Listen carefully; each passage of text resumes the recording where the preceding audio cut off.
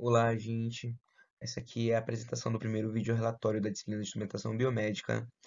A nossa equipe é composta pelo João, por mim, Pedro, e pelo Maicon. Nosso tema é o ceifador polarizado e também o divisor de tensão, que faz parte do mesmo experimento. Bom, gente, então, introduzindo aqui o nosso circuito de ceifador, o papel dele, né, é limitar a amplitude de um sinal elétrico. Ele é muito utilizado, né, em processamento de sinais analógicos. A ideia é impedir que a tensão ultrapasse algum valor pré-determinado, né? Muito utilizado como um sistema de proteção em sistemas microcontrolados para impedir que a tensão ultrapasse o limite do nosso microcontrolador. Ele é construído utilizando diodos e fontes de polarização, juntamente com resistores. Ele é muito utilizado em aquisições de sinais biomédicos, como em sistemas voltados para a eletrofisiologia, como ECG e EEG, e também sinais de sensores de pressão e movimento. Ele é fundamental, né, para proteger esses circuitos de aquisição contra picos de tensão indesejados, como interferências eletromagnéticas, ruídos de rede elétrica, descargas eletrostáticas, ou erros de conexão com equipamento, alguma coisa que pode ter acontecido durante a montagem do circuito. Então, nesse contexto, né, o ceifador atua como uma barreira de segurança, impedindo que o sinal exceda o intervalo de operação segura dos amplificadores e dos microcontroladores, né, e também dos nossos conversores analógicos digitais.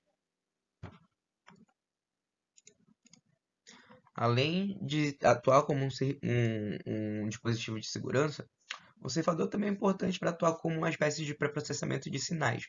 A ideia é manter a integridade dos dados do sinal durante a digitalização. E também ele atua como um limitador de ruído de alta amplitude, né? Que é algo que pode comprometer a nossa análise de sinais fracos, como o de eletroencefalografia.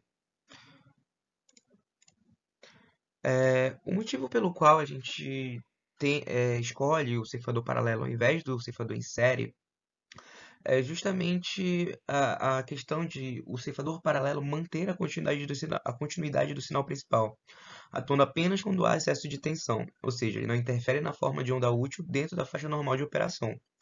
Ele desvia esse excesso de tensão para o terra ou para a fonte de referência, né?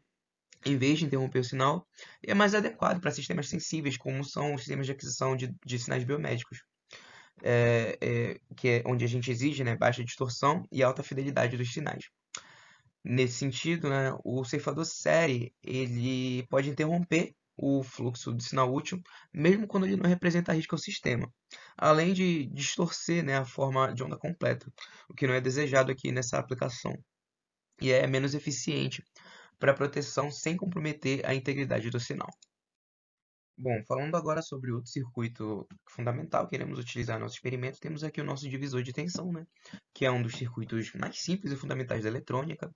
A ideia é que a gente obtenha uma parcela, né, da tensão de entrada utilizando apenas dois resistores ou algum outro componente resistivo.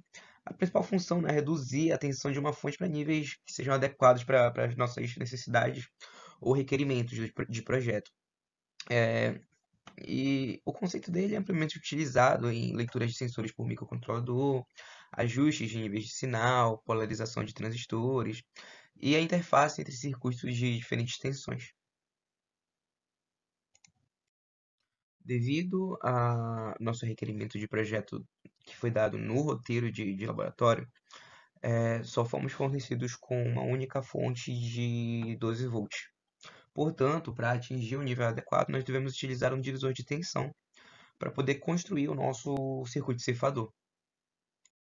Os materiais que utilizamos para esse experimento foram a fonte de alimentação de bancada, o gerador de função, o osciloscópio, o multímetro, um kit de jumpers, os diodos IN5819 e IN4007 e os resistores de 100, 150, 47, 1 kΩ e 10 kΩ.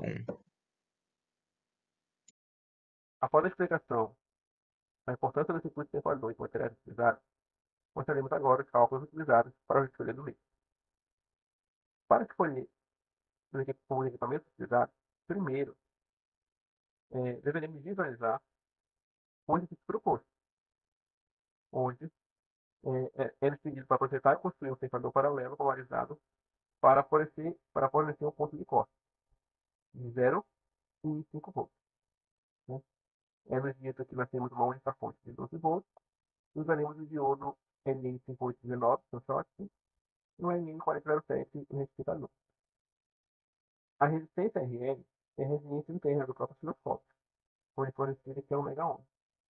Para o melhor funcionamento do nosso equador, utilizaremos um resistor RS de um valor 100 vezes menor, ou seja, 10 para 1. Em um programa de simulador, fizemos o esquemático do projeto. Após fazer esse esquemático, já colocando todos os dados que nos foi fornecidos, como a fonte de 12 volts, o nosso resistor osciloscópio de ômega ohm e nossa resistência de estar, precisaremos agora realizar a verificação de quais serão os valores desses resistores, do divisor de tensão. Para evitar um casamento de impedância, precisamos que o resistor menor seja 100 vezes menor do que o nosso resistor RS. Após verificarmos que o diodo tem a sua tensão interna de 0,3 volts e precisávamos utilizar um corte em 5, precisamos que o nosso divisor de tensão, V1, faça um corte, forneça uma tensão de 4,7. Fazendo um pequeno esquemático aqui da ponta do divisor de tensão, obtemos a relação que o nosso resistor R3 tem que ser 1,53 vezes maior que o nosso resistor R4. Ou seja, o nosso primeiro divisor de tensão, o nosso resistor R3 deve ser 1,1 vezes maior do que o nosso resistor R4. O mesmo cálculo é utilizado no nosso resistor para o nosso segundo divisor de tensão, onde fizemos o mesmo olhando o datasheet do diodo LN407, verificando que ele tem uma voltagem de 0,5 volts, precisamos fornecer uma voltagem de menos de 0,5 volts. Fazendo, de novo, a relação, fazendo nossa conta do divisor de tensão, verificamos que a resistência R5 deve ser 23 vezes maior do que a resistência R6. Utilizando a tabela dos resistores, para verificarmos quais resistores temos e podemos obter, e para evitar o casamento de impedância, quando fizermos o resistor 3 paralelo com o R4, em relação ao resistor RS de 10K, verificamos que ele tem que ser 100 vezes menor. Logo, o resistor R3 é 1,53 vezes maior que o R4, portanto, temos um resistor R3 de 153 ohms e um resistor R4 de 100 ohms. Para calcular a potência dissipada no resistor R3, precisamos da nossa velha fórmula, P potência igual a resistência PRI quadrado. Após fazermos todas as contas, achamos a potência dissipada de 0,34 watts. Para o resistor R4, achamos o valor de 0,22 watts. Fizemos o mesmo cálculo para o resistor R5 e R6, achando o resistor R5 de 1081 ohms e o resistor 4 de 75 ohms, uma potência dissipada no resistor R5 de 0,12 watts e o potência dissipada no resistor R6 de 5,25 mW. Para a montagem do circuito, começamos primeiro para fazer os divisores de tensões. Fazendo os divisores de tensões para V1 e V2, após a montagem do circuito, verificamos a voltagem de saída. Após ser próxima bem ou igual à voltagem que queríamos, podemos, enfim, realizar toda a montagem. São inseridos os diodos, o resistor RS e as pontas de prova para vermos no osciloscópio. Saída do sinal no osciloscópio. Com o circuito pronto, montado os nossos divisores de tensões prontos, gerando as tensões V1 e V2 para o nosso ceifador paralelo, para alcançarmos nossos pontos de corte superior e inferior, nós observamos a saída no sinal do osciloscópio. E podemos perceber duas coisas interessantes aqui, né? Primeiro, que a amplitude do sinal de entrada ainda não é grande o suficiente para alcançar o ponto de corte, né? O valor pico a pico do sinal de entrada ainda não alcança o ponto de corte. E também percebemos uma coisa: podem observar que o corte inferior aqui, com a tensão de entrada que está aqui, está em menos 90 milivolts. Nós vamos dar o play aqui e vamos aumentando a amplitude do sinal de entrada. E vocês podem perceber duas coisas. Primeiro, que o corte superior vai estabilizar em 5,05 volts como podemos ver aqui. E o corte inferior foi para menos 130 milivolts. Tá, tudo bem, o corte superior, a amplitude do sinal de entrada alcançou o corte superior, mas por que o inferior mudou, né? A gente pode pensar que a amplitude do sinal de entrada sendo alterada, a gente também está, consequentemente, alterando um pouco a tensão no diodo. Pois a amplitude do sinal de entrada mudando, né, estaremos também mudando a corrente que passa pelo diodo. Hum, Isso pode estar alterando a tensão de condução direta do diodo um pouco. Por isso que a tensão de corte aqui sai de menos 90 e foi para menos 130 milivolts. Terminando aqui de dar play no vídeo, podemos ver aqui que a tensão pico a pico do sinal de entrada está em 11,4 volts pico a pico. E conforme vamos aumentando a tensão, né, o valor pico a pico, o valor do corte se torna mais visível aqui, como é possível ver durante o vídeo. Agora vamos para algumas comparações de alguns valores teóricos, os nossos valores que eram almejados e o valor que vimos na prática, né? Começando pelo valor teórico, utilizamos o cálculo com os valores reais dos resistores que usamos. Não conseguimos os valores ideais, que eram exatos nos cálculos para V1 e V2, tentamos chegar o mais próximo possível e esse foi o resultado na teoria. O corte inferior estaria em menos 0,07 volts e o corte superior ficaria em 5,12. O valor medido, que foi o valor visto na prática, foi de menos 0,13 volts, que são os menos 130 milivolts, né, vistos no vídeo, e superior de 5,05 volts. O desejado, é claro, era 0 volts e 5 volts para corte superior.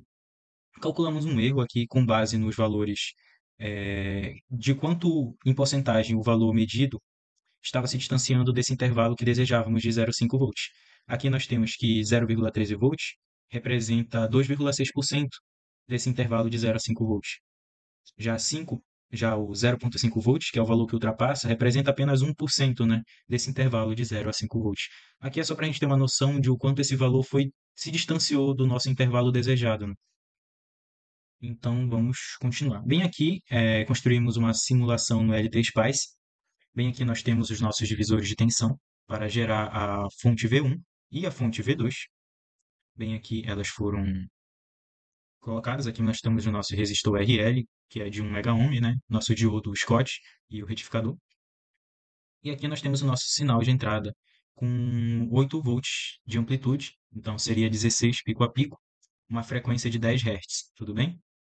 E irei mostrar para vocês agora a saída desse sinal no simulador do LT-Spice, no gráfico. Bem aqui nós vemos que no LT-Spice o corte superior ficou em 5.084 volts, bem próximo do que medimos realmente, que foi de 5.05, né? E o corte inferior também se aproximou bastante do valor medido real. Aqui ficou em menos 139 milivolts, menos 140 milivolts, e no real ficou em menos 130 milivolts, né? Uma diferença aí de 10 milivolts bem pequena.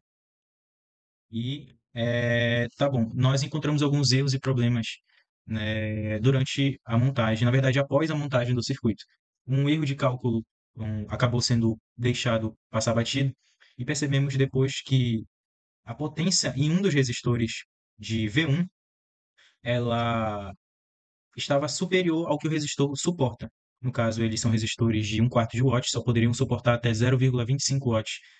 Mas no resistor de 150 ohms, nós encontramos uma potência, depois de realizar os cálculos corretos, de 0,36, 0,34 watts, o que supera os 0,25 watts. Então, isso acabou ocasionando um aquecimento, né? Um forte aquecimento nesse resistor. E quais são as soluções para evitar esse tipo de problema, né? A gente poderia ter utilizado dois resistores de 300 ohms em paralelo, pois assim alcançaríamos, né, a nossa resistência que usamos aqui de 150 ohms. Pois utilizando os resistores em paralelo, utilizando essa associação, nós estaríamos dividindo a corrente que vem por aqui. Isso significa que a potência dissipada por cada um também seria dividida, tudo bem? E ficaria abaixo do 0,25 watts. E foi isso, galera. Muito obrigado pela atenção de vocês. E é isso. Obrigado e tchau.